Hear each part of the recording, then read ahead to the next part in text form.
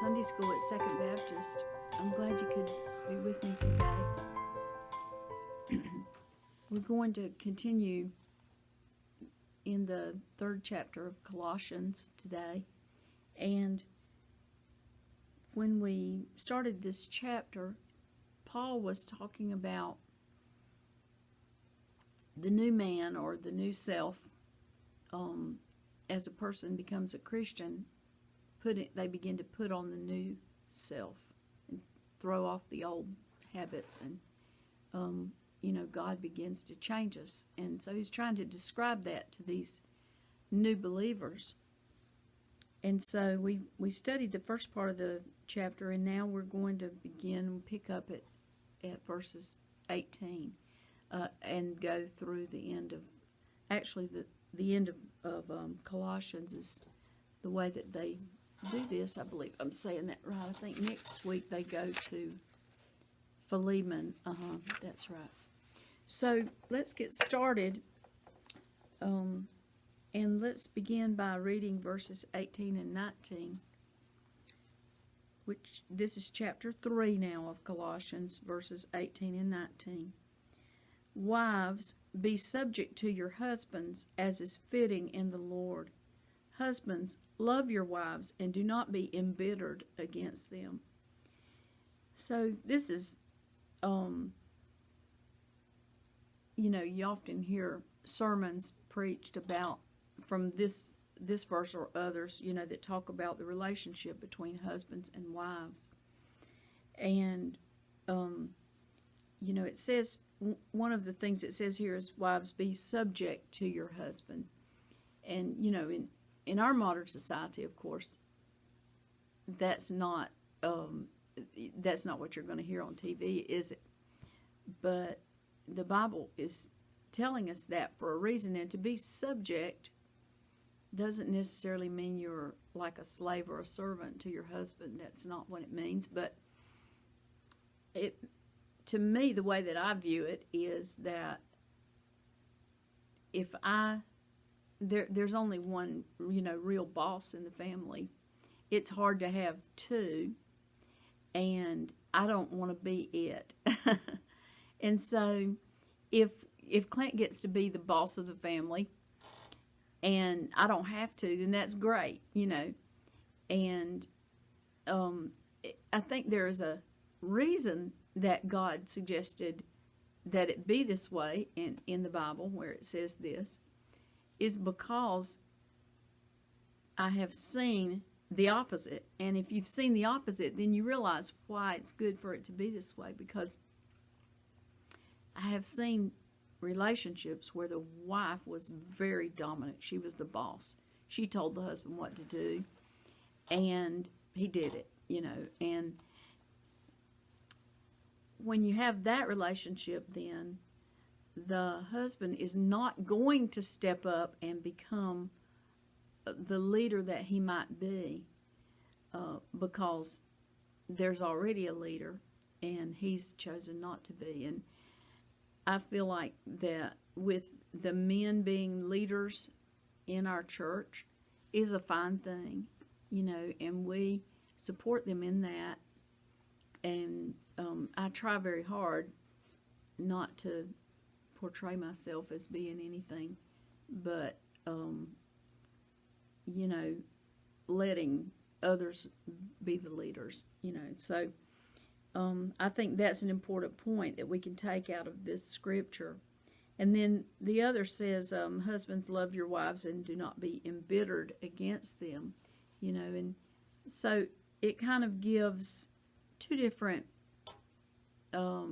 tasks for the husband and the wife, and for good reason, I guess, that it would be easy enough if the husband is the head of the household for him to begin to look down on the wife and think, well, she doesn't do anything. I mean, I've got all the responsibility, and so at the same time, it's a balance, isn't it? It's a balance, and we wives have to step up and have input in decision making, and husbands are supposed to let us do that, I think, and not become bitter or treat us differently. It says, love your wives. So then let's go on to the children, verses 20 and 21. Children, be obedient to your parents in all things, for this is well-pleasing to the Lord. Fathers, do not exasperate your children, so that they will not lose heart. Now, this is again kind of the two flip sides of the situation, that children are supposed to be obedient to their parents. But at the same time, it says, fathers, don't exasperate your children. And you have to think about, how would a father exasperate the child? Maybe by being harsh, or having too many rules so that the child just feels oppressed, and feels like rebelling because they're being treated harshly. And so it's a balance between these two things then. The children and the fathers get mentioned. Mothers, I think, treat children differently than fathers do. I mean, it's just the way it happens, And so mothers don't necessarily exasperate their children, though I guess they could. But there may be other things that mothers would do that would not be healthy in a relationship, with their child. So anyway, that's, both of these are important for Christians in the way that we live in our own personal relationships as a Christian, and the way that we treat each other.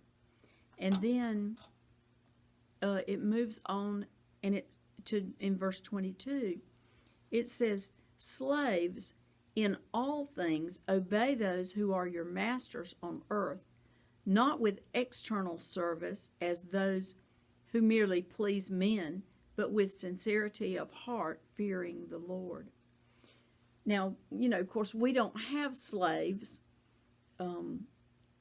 in America, or, sometimes you hear a documentary or something where they say, oh, there are slaves, but basically we don't have slaves in America anymore. But at the time that this was written, there were slaves and there were masters, and there were free men and enslaved people. And both of those were coming to Christianity and coming to Christ, becoming Christians. And so, he's given this word to those who are slaves. He says, obey your master on earth. So, in living out your life as a slave, you might not be able to change that, I guess is what he's saying. But while living that life, you can portray your Christianity by the way that you respond to your master. And this is important when you get into, I'll say, the business world. We don't have slaves, but we do have bosses and employees, don't we? And, some of us might be bosses or might be employees. It's very important in the way that you treat those who might be under you. And then also, if you are under someone, the way that you treat that person. Because that really reflects on the strength of your Christian walk as to how you behave yourself in the workplace, I guess you might say. I've heard people say, oh, well, that's just business.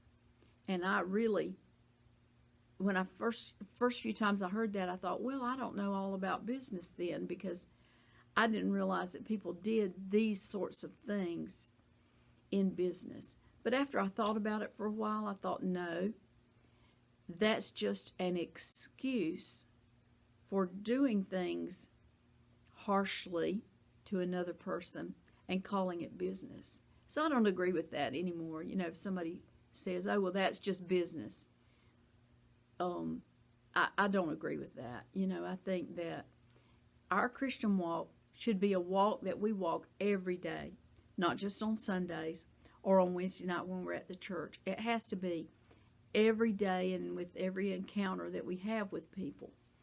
And then we are showing the signs of a mature Christian. And that's the way it should be. And so let's go on now and read verses 23 to 25. Whatever you do, do your work heartily, as for the Lord rather than for men, knowing that from the Lord you will receive the reward of the inheritance. It is the Lord Christ whom you serve. For he who does wrong will receive the consequences of the wrong which he has done, and that without partiality. So I love this verse, especially the first part of it, because it talks about whatever you do, do it heartily as unto the Lord. And I've thought about that sometimes when I was working, either as a missionary or in other workplaces. You may have experienced this as well, but people, if you work very hard, some people are going to look down on you for doing that. They might call you names like eager beaver or whatever. They look down on a person that works hard. And so, the way that I've chosen to work or to be is that I work as though I'm working unto the Lord, or the work that I'm doing is for the Lord, even though it might be for someone else. And in that way, I can do it with a cheerful attitude. I can do it with maturity and all of those things, because I know that my outcome, the work that I produce, needs to be something that the Lord would be proud of. And if we can take that attitude with everything that we do, then that's the way to become a mature Christian. And it also is a way to overlook if you work with someone who just gets on your last nerve. Because even if you work for them, if you can remind yourself, I need to portray my work as working for the Lord, doing the very best that I can with this thing that I have to do, so that I make the Lord look good, in my Christian walk. And if we can do that, then it helps you to ignore that person that's just determined to drag you down or to laugh about you behind your back or make fun of you because you're trying too hard or whatever. There's all that happens in the workplace, and I know that it does. Okay, let's go on forward now. We're going to go over into the beginning of chapter 4. So in verse 1, it goes back now, and we talked about slaves and how they were supposed to act. Now it's talking to the masters. Masters, grant to your slaves justice and fairness, knowing that you too have a master in heaven. So now he's speaking to those who have slaves, who are slave owners. Maybe a person came to Christ and they owned slaves. Then they may have to change the way that they treat those people based on their past history, and begin to treat them as Jesus would want them to treat their slaves. And again, we can't speak to the dynamics of whether that means let them not be slaves anymore. That might be a choice, but also it says treat them with justice and fairness. So definitely doing the right thing in a fair way, for everyone that might work under you. And doing that because you have a remembrance that you have a master in heaven, that God is our master. And like it said in the verse just previous, those who do wrong will receive the consequences of the wrong which they've done, and that without partiality. So we will, God is taking note of the way that we do things. And so we need to try our best to always be thoughtful enough to do things in the right way. And I can't say that I'm always successful with that. I'm sure that I do something sometimes that offends someone, or they are disappointed in me, or they feel like I should have done it better or more quickly or more efficiently or whatever. I don't know. But I try my best, and that's the point, is what direction are you headed in? I guess that's the point. So let's look at verses 2 to 4 now. Again, he's telling them more things that they need to do as they grow and become mature Christians. Devote yourselves to prayer, keeping alert in it with an attitude of thanksgiving, praying at the same time for us as well, that God will open up to us a door for the word, so that we may speak forth the mystery of Christ, for which I have also been imprisoned, that I may make it clear in the way I ought to speak. So what Paul was saying then is, we should be devoted to prayer. We should pray frequently about situations, and he wanted them to pray for him also, that a door would be open, that he could share the gospel, and that when he does share, that it would be clear. We have those opportunities in our day to share the gospel if we will take them.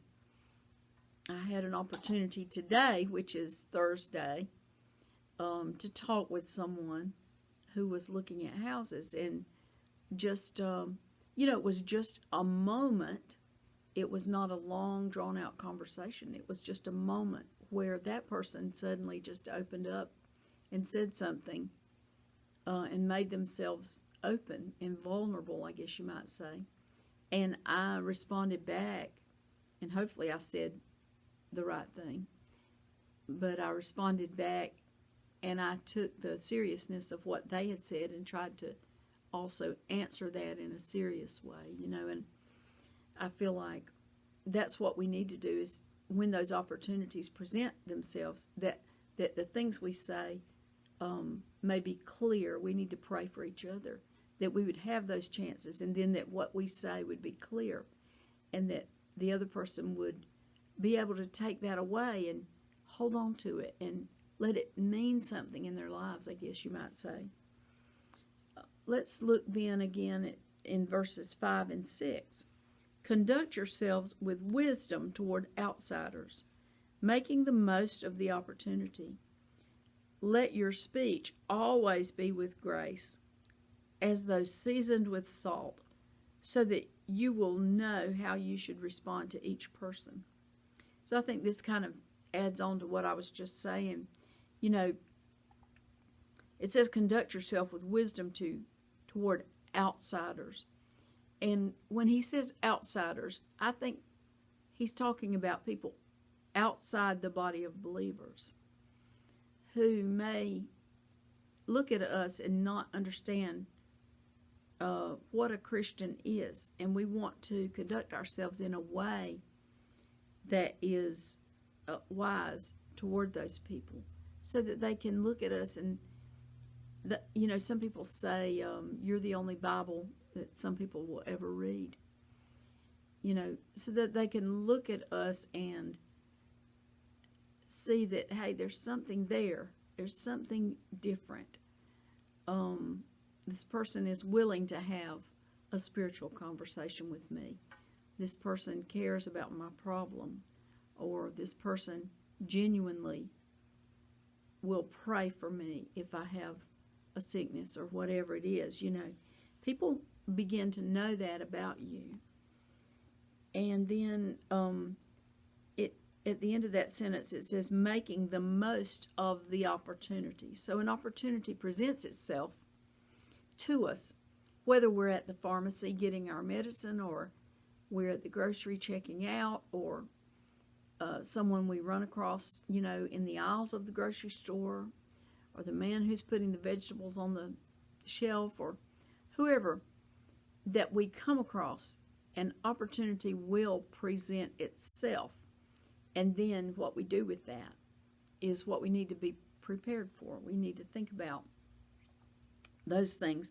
And we need to take the opportunity. You know, when I was a young person, in my 20s, I was very uncomfortable with having what I would call spiritual conversations with people. You know, I didn't often say the name of Jesus or try to give a testimony about something that had happened in my life or anything like that. And I was fairly shy, I guess, but you know, I just felt so uncomfortable with it. And I remember the first times that I began to try to say something, I felt so awkward. I felt like I was, you know, embarrassing myself by the way that I did it. And I probably was, who knows. But, you know, there's a way to respond to people so that you can give them an encouraging word, I guess you might say, which is what I tried to do with this guy today. You know, you can give them an encouraging word without being preachy or giving the standard answer. You know, you've heard people that might say, oh, well, you need to be in church. That's what you need to be. You know, if you're in church, then everything's going to be better. You know,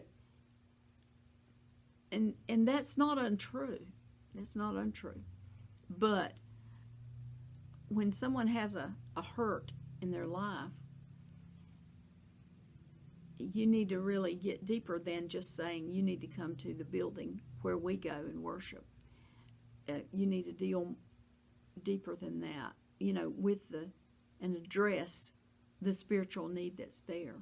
And if we can do that, then we can begin to make a difference in people's lives. And then it talks about let your speech always be with grace or with graciousness, as though seasoned with salt. So, you know, salt is something that adds flavor. It makes the bland food taste good. If you get too much of it, it tastes bad. But if you've seasoned something well with salt, then it brings out the flavor of that food. And so in the same way, if our speech is gracious, it can bring out the point that we're trying to make with a person in a good way, you know, in a mature way and in a way that makes a difference in their life. And then, and it says in the second half of that sentence, so that you will know how you should respond to each person. So the whole point of this is that as you interact with people, you'll know how to respond. You'll know what you should say at the moment that you have that opportunity to say it. Okay, now let's see. I think that is the end of this lesson. So going on from what we've just read to the end of Colossians, and if you read on through that, it's interesting, but it's basically him saying goodbye greetings, if that's a word, you know. He's saying, be sure to say hello to this person and that person and tell them that, you know, we love them or we're praying for them or whatever, and we greet them, and this other person greets them, and you can get some insights into who Paul was interacting with if you read through that list, because some of them were slaves and some were free people, and others, you know, that he personally was interacting with. So it's good to read all the way to the end of the chapter. And so next week we're going to begin to study in Philemon.